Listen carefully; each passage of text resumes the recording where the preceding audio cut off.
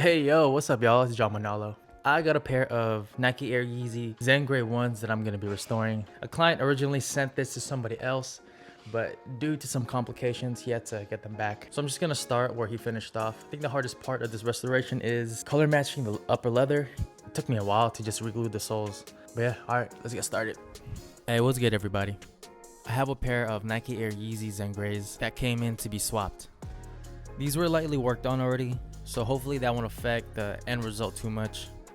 One of the donors is already attached to the sole and has been painted already. I don't know if you can notice it, but the upper leather of the collar portion is two different tones of gray. Even the small swoosh has different colors. I'm gonna hit the soles with a little sole sauce just to remove the staining a lot easier and to bring back that glow. The laces are gonna be easy to clean. I'm just gonna put them in a bottle and put some detergent and just shake away the dirt. The first thing I need to do is make sure that the donor that's already attached will be reglued properly, so I'm gonna have to take it off with acetone.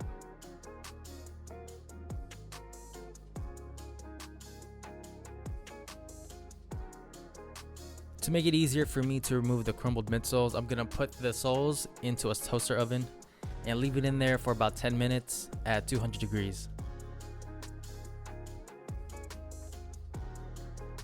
I'm going to remove the remaining crumbled midsole with the heat gun and use cotton balls and acetone to wipe it away.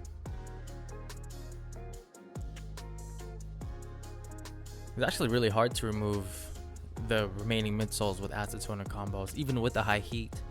So I'm going to use my Dremel tool to accelerate the process. I'm going to use sole sauce to remove the light oxidation on the glow soles, and the solution is going to help me remove some of the stains that are caked onto the soles.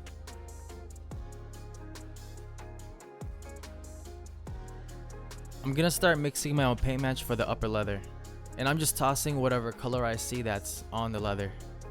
I'm not going to make two different colors for the two different toned collars. I'm going to make them uniform, and I'm going to try to look online which is the best shade to use.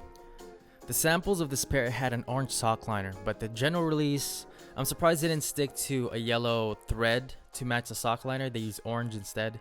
So I'm going to make this pair look like the sample. We are getting close on the paint match on the collar. So the first step I'm going to do is clean up the uppers using a shoe cleaner and just brush the suede first with a toothbrush.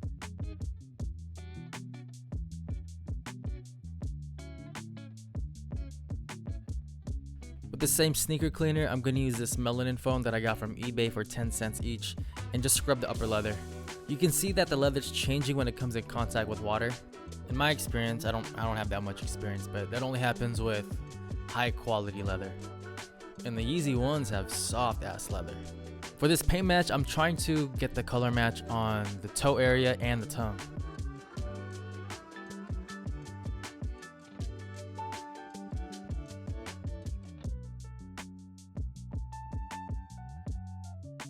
For the sock liner, I'm going to use orange as a base, but I'm going to dull it down and make it a little bit brighter by using fire red and yellow. Then to make it adhere to the fabric, I'm going to use a 1-to-1 ratio of GAC 900.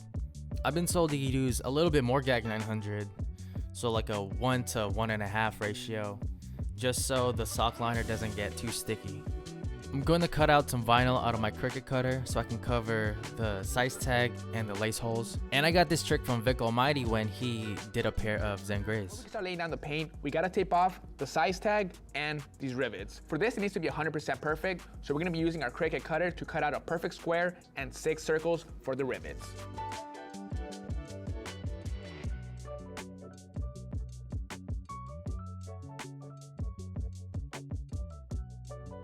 I'm going to put the shoes in an airbrush booth so all the extra mist will get sucked up by the exhaust.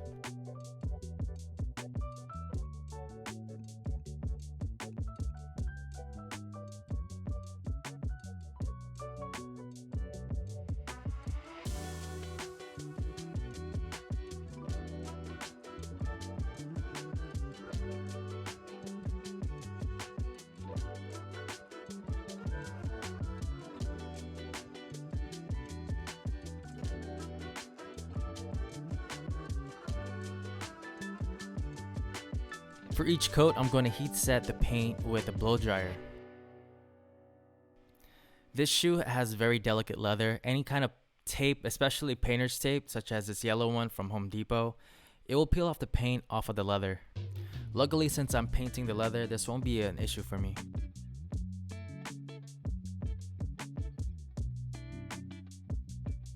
You can also use a wool dauber to apply the dye on the sock liner.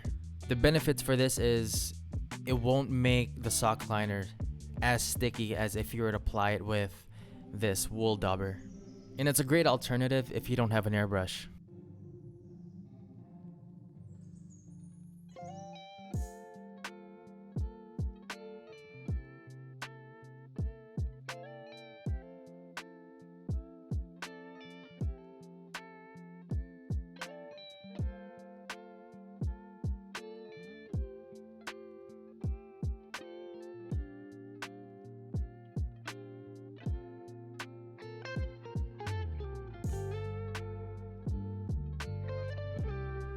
Alright, these donors are just in bad condition. I can tell that these didn't have too much life left at all. But we decided to continue and see and hope for the best. So this is the trick that I like to use to have a stronger reglue. I like to heat up my adhesive first before I apply it on any kind of surface. This will help make the adhesive thinner, which is easier to apply. And just like a bottle of salad dressing, it's better to shake before each use. And you can't do that if it's too thick.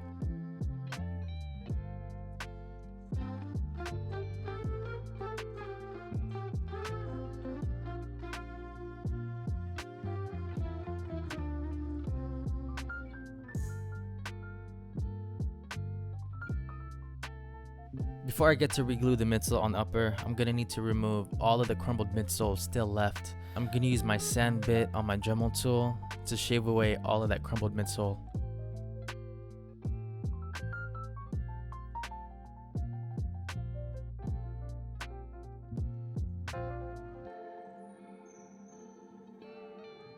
Then I'm gonna use acetone and cotton balls to remove any glue or midsole residue that's left behind.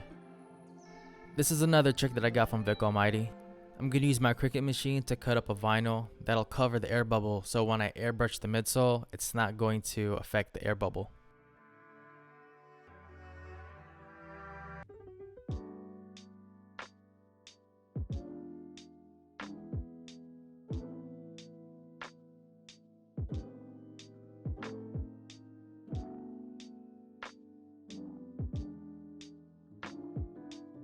Before I paint the midsoles, I'm going to apply adhesion promoter so that our paint will stick better to the midsoles.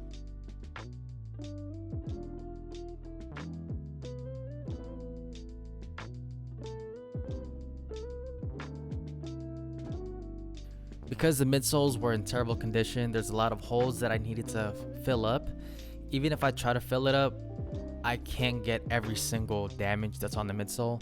So we're going to do our best to just make it less noticeable. And I'm using a clear coat to fill in the cracks and then sand it down after it's fully dried.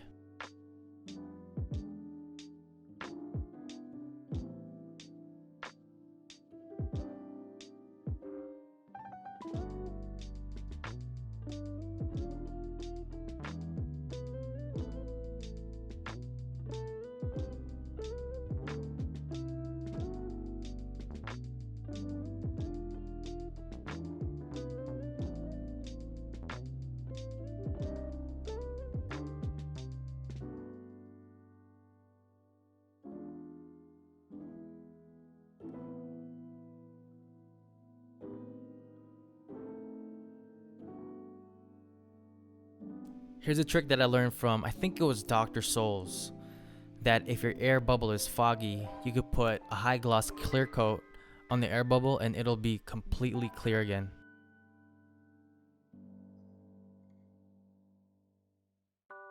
Alright, after all of that work, I had to scrap the midsoles because they were just too damaged. They were already showing signs of deterioration. So I got another donor. Even though they're from the same year, this specific one is in better health. I can tell because these shoes are really hard to take off. So from what I've learned, as long as the glue is really strong and healthy, that means the midsoles are really strong and healthy as well. And when you take out the uppers, you can see how much wider the bare midsole is. For older midsoles, I don't like using acetone because you're more likely to damage the midsoles. I prefer to use rubbing alcohol. It's still a solvent, but it's not as strong. And these were the original donors that were sent to me. You can already see that they're crumbling and cracking already with just light pressure. The old donors started to show signs of deterioration right after I repainted them. For these ones, I'm twisting it, I'm bending it, and there's no signs of any type of damage. And I'm doing Quinn's signature move right there to bend the soles, and there's no paint cracking or any signs of damage on the actual midsole. I'm lining up the uppers to the rubber sole and see how much more I have to shave down. So I'm just marking it on the midsole to see where I need to shave.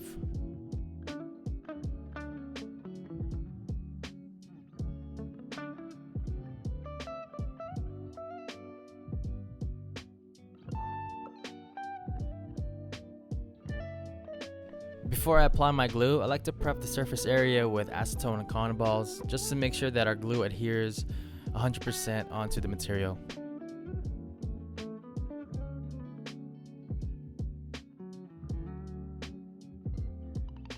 I'm also going to add glue on the back part of the shoe. This is my usual routine. I like to work on the back first, then I work on the toe box, then I finish it off on the sides.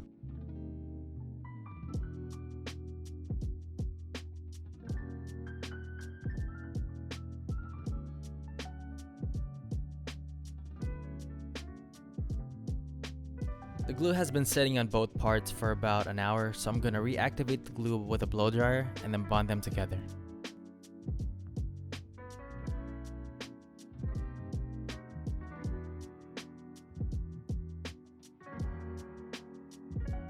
Before I glue the toe box, I want to try to make the white print more visible. So I got this tool that I got from Soy Restorations, and I'm just using a hammer to reapply the white print.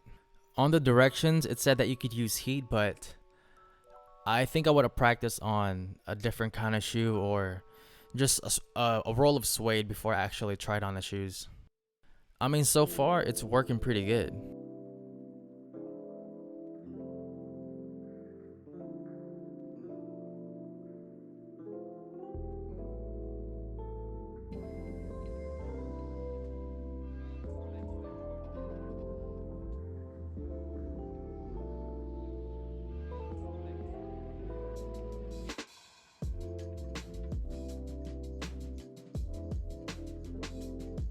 Now for the toe box and the sides of the shoes, I'm going to wait about 15 to 20 minutes for the glue to cure, and I'm going to hit it with a blow dry right after that.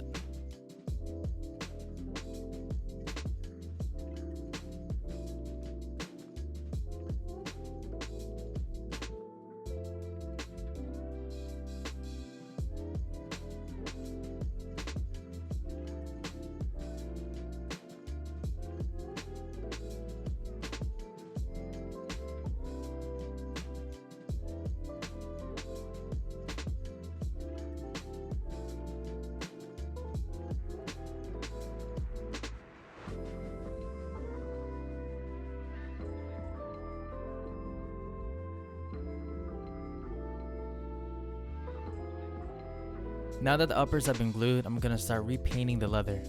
I'm using cotton balls and acetone to prep the leather before I repaint.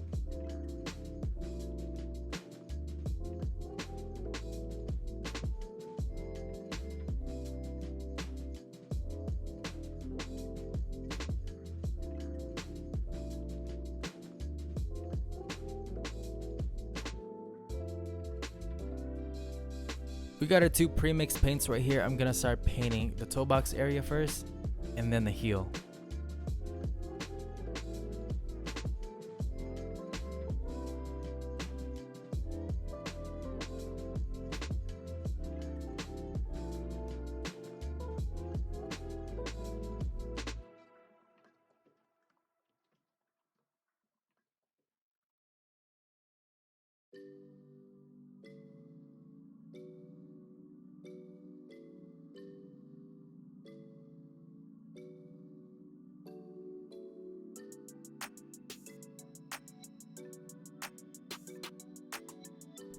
Alright, so the paint match is a little too light for me, so I'm going to darken it up to my liking. And my goal is trying to match the color as close as possible to the lace holes up top. So I made the paint a little darker and they do look better, so I'm happy with the results.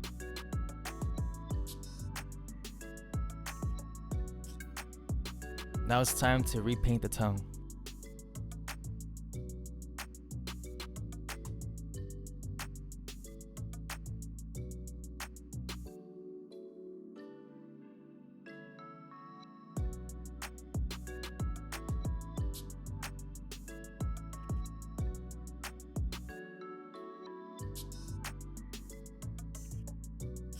Now the last step, it's not necessary, but I wanted to replace the Velcro on the strap.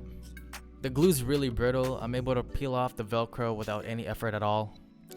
And with the new Velcro I'm going to be installing, they're a lot stronger than the factory ones.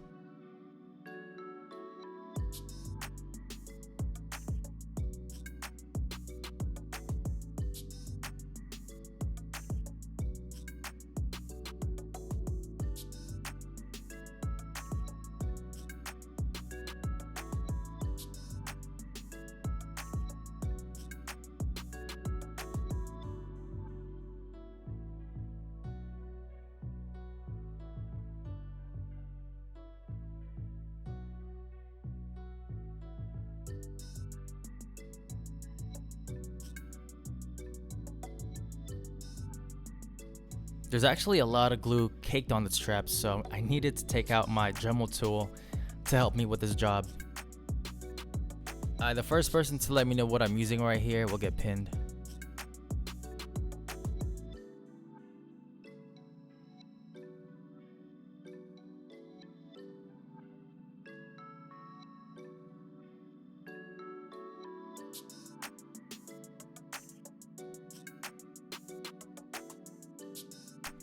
I'm going to use Barge Cement Super Stick to apply glue on the strap and on the Velcros.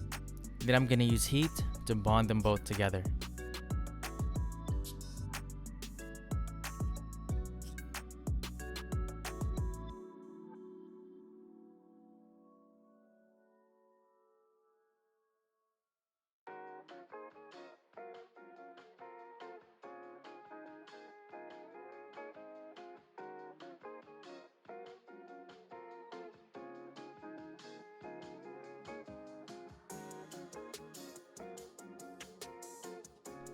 Hey yo, that's it for this video. I appreciate you guys for watching. If you guys could do me a big favor and give this video a like, I'll be forever grateful. And that's it, man. Y'all take care.